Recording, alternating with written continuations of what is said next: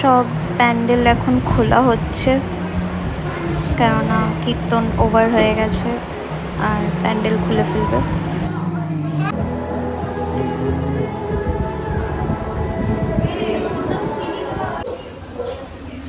আমরা এখন সব মেয়েরা মিলে যাচ্ছি শ্যালোতে।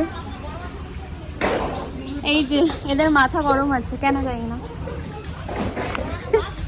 কি বাস দিয়ে মারবো তোকে? আমরা শ্যালো বাবা মার খাবি তিতলি। আমরা এখন এই গেট থেকে শ্যালোর দিকে যাচ্ছি, কেননা আমাদের খুব ইচ্ছে করছে এই গরমের মধ্যে একটু শ্যালোতে গিয়ে গা ভেজাতে, পা ভেজাতে।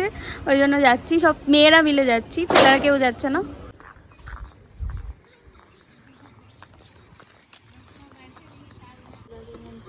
শ্যালোর জল শেষ হয়ে গেছে বলে তিতলি এখন পাম্প করে জল। জলটা কি ঠান্ডা? আরে ভিজে যাক। এই দেখ,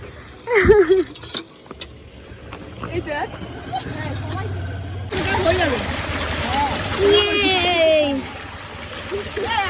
আরে পড়ে যাবো তো ব্যাংকটা। নাম বলেছে আমি ওইদিকে যাবো। দ্বীপ মনে আছে। দ্বীপ এমন কিছু দ্বীপ না। না না, নামতে পারবি, নামতে পারবি। নাম নাম কিছু হবে নাম, নাম দেখে সিস্টেম থেকে করে।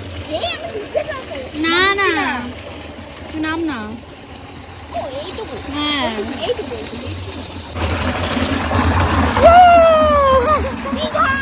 দীঘা ফোন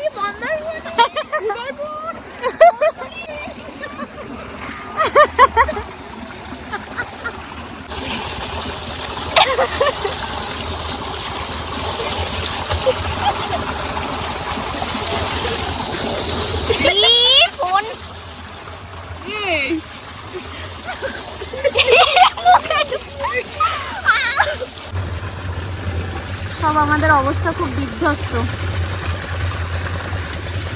আরে দিদি মুখ দেখান, আরে দিদি, আরে দিদি, আরে দিদি এই পড়ে যাবি। আরে দিদি, বল বল, পুরনো ঘটনা তো বল না, পুরনো ঘটনা তো বল। হ্যাঁ বল। আমি মাইকেল নগরে সাইকেল নিয়ে না লাইট পড়ে। হ্যাঁ বল বল। সাইকেল চুরি হয়েছে, তুই নিজে চুরি হয়ে যাসনি। যাই হোক, মাইকেল নগরে পড়তে গেছিলাম, তারপরে মাইকেল নগরে পড়া দিয়ে বেরিয়ে দেখছি যে আমার সাইকেলটা চুরি হয়ে গেছে। তালা দিসনি?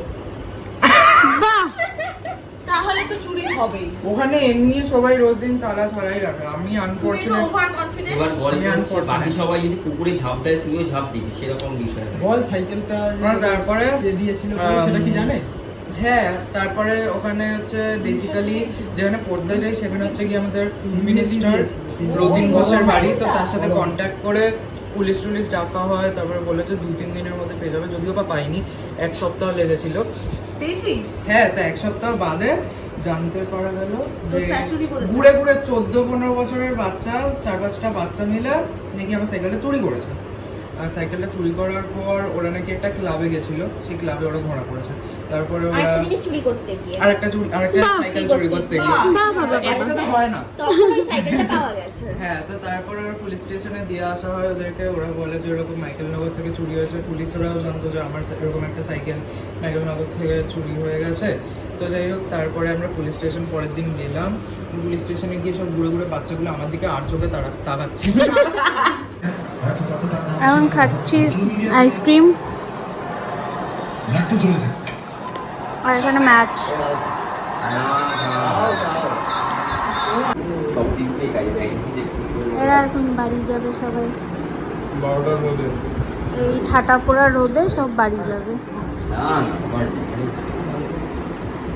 এই জন্য ভোরবেলা উঠতে হয়। বললাম ডেকে নিতে ভেবেছিলাম। এই যে দিদিও বাড়ি যাবে। অ্যাকচুয়ালি কিন্তু পিয়াদি তোদের সবাইকে দায়িত্ব নিয়ে যাচ্ছে। দায়িত্বই আমাদের কাছে। তুই আজকে আমার দায়িত্ব করে রোজ করতে 4 জনে। Bye bye. টোটো চলে এসছে ওদের। না, শানু তোর সাইকেলে যাবে।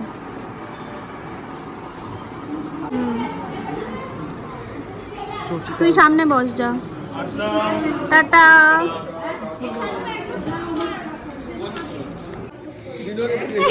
টোটো চলে যাচ্ছে ডিনোকে না নিয়ে।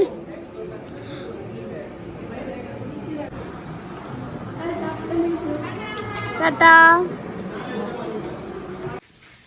তো আমি স্নান টান করে নিয়েছি, এখন যাব ঠাকুর ঘরে, মানে আমাদের নতুন মন্দিরে, আর পুজো করব ঠাকুরের। আর বেশ ভালো লাগছে, মানে নতুন মন্দিরে এখন আমি প্রথম পুজো করার সুযোগ পেয়েছি, কেননা এই কদিন তো মেজমাই করছিল আর ঠাকুরমশাই করছিলেন। তো এখন আমি পুজো করার সুযোগ পাচ্ছি, ঠাকুরকে ফুল দেওয়া বা প্রসাদ দেওয়ার সুযোগ পাচ্ছি, তো বেশ ভালো লাগছে।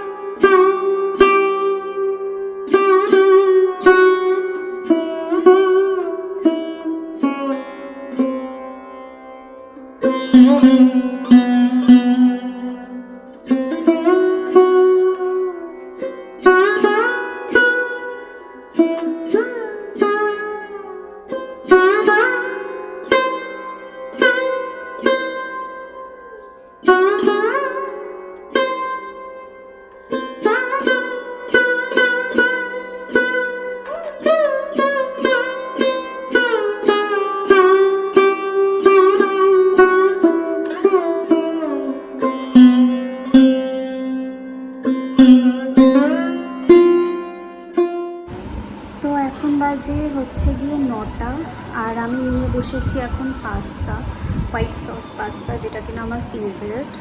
তো আই থিঙ্ক আমি এটা আমার ডিনারটা এখন করে নিচ্ছি। আর দেখতেই পাচ্ছ ঘামছি আমি, কেননা পাস্তা বানাতে গিয়ে পুরো ঘেমে নিয়ে একাকার হয়েছি, তাড়াতাড়ি করে মানে যেহেতু আধ ঘন্টার মধ্যে পুরোটা করেছি, তো তাড়াহুড়ো করতে হয়েছে খুব, ওই জন্য এখন আমি খেয়ে নেবো। আর দেখতেই পাচ্ছ গরমে পুরো আমার নাজেহাল অবস্থা।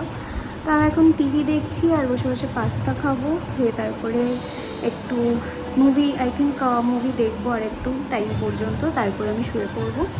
তো রিজুরা সকালবেলা চলে গেছে আর আমি এখানে দুদিনের জন্য রয়েছি। আমি মোস্ট প্রবলি সানডেতে চলে যাব। আজকে হচ্ছে গিয়ে ফ্রাইডে, আমি সানডেতে বেরিয়ে যাব মোস্ট প্রবলি। তো দুদিন থাকছি, কেননা এই বাড়িতে একা একা মানে সবাই চলে গেলে না মায়েরও একটু কষ্ট হয়, একসাথে সবাই মিলে চলে গেলে। এই জন্য আমি ভাবলাম যে আমি একটু দুদিন থেকে যাই এক্সট্রা, তাহলে মায়ের একটু ভালো লাগবে আর কি। তো যাই হোক, চলো আপাতত খাই, এখন খেতে খেতে মুভি দেখি। গুড মর্নিং, আজকে হচ্ছে বাড়ি যাওয়ার ডেট। আর সকাল সকাল রেডি হয়ে গেছি, সকালবেলাই যাব বাড়িতে। তার কারণ হচ্ছে মাওরাও বেরোবে একটুখানি, মারা একটু যাবে যাদবপুরের দিকে আমার জেঠুকে দেখতে, বড় জেঠুকে দেখতে। বড় জেঠু শরীরটা একটু খারাপ, যার জন্য বড় জেঠুকে মারা দেখতে যাবে। কালকে বাবারা গিয়েছিল, তো আজকে মারা যাবে, যার জন্য আমি ভাবছি মাদের সাথে আমিও বেরিয়ে যাব। তো যেহেতু আমরা আমাদের গাড়ি করেই যাব, যার জন্য আমিও মাকে বললাম যে লাগেজও রয়েছে আমার কিছু, তো আমিও তোমাদের সাথে বেরিয়ে যাই। আমার যাওয়ার কথা ছিল গতকাল, কিন্তু বললাম যে তোমরা যাচ্ছই যখন, তাহলে আমি গাড়ি করেই তোমাদের সাথে বেরিয়ে যাব। তো মা ওই জন্য সকাল সকাল মানে তুলে দিয়েছে, আমিও সকাল সকাল স্নান টান করে ঠাকুরকে ফুল দিয়ে রেডি হয়ে গেছি। আর যেতে ইচ্ছা করছে না, একটু যেতে ইচ্ছা করছে না, কেননা এখন না আরও মন্দিরটা হয়ে আরোই যেতে ইচ্ছা করছে না। মানে মন্দিরে সারাদিন বসে থাকতে, মানে ঠাকুরের সামনে সারাদিন থাকতে ইচ্ছা করছে। এত সুন্দর লাগছে, এত পিসফুল মানে লাগছে না, যে এমনিতেই এই বাড়িতে আসলে ভীষণ পিসফুল লাগে, ভীষণ একটা লোকজন থাকলে একটা আলাদা রকমের মজা, আর একটা শান্ত খোলামেলা জায়গায় একটা আলাদা রকম ভালো লাগা। তো আমরা দুটোই এক্সপিরিয়েন্স করি, আমি বিশেষ করে করি, আমার মা বাবা তো করেই, প্লাস আমিও করি। অনেকে বলে, মানে আমাদের রিলেটিভসরাও বলে যে তুই কী করে একা একা থাকিস, সবাই চলে গেলে কী করে থাকিস, বাট আমার সত্যি ভালো লাগে একা একা থাকতে। তো ওই জন্য যেতেও ইচ্ছা করছে না, কিন্তু কিছু করারও নেই, অনেক দিন হয়ে গেল, এবার তো যেতেই হবে। গেল রবিবার এসেছিলাম আর আজকে সোমবার।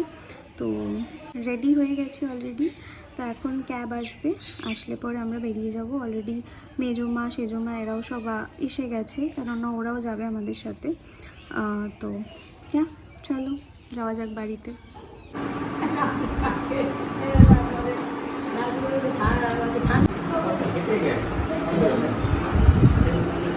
না না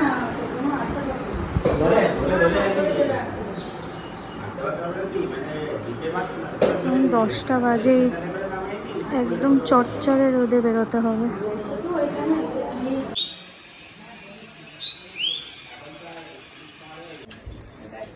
চলে যাচ্ছি, ওই জন্য মন্দিরে প্রণাম করে যাচ্ছে সবাই।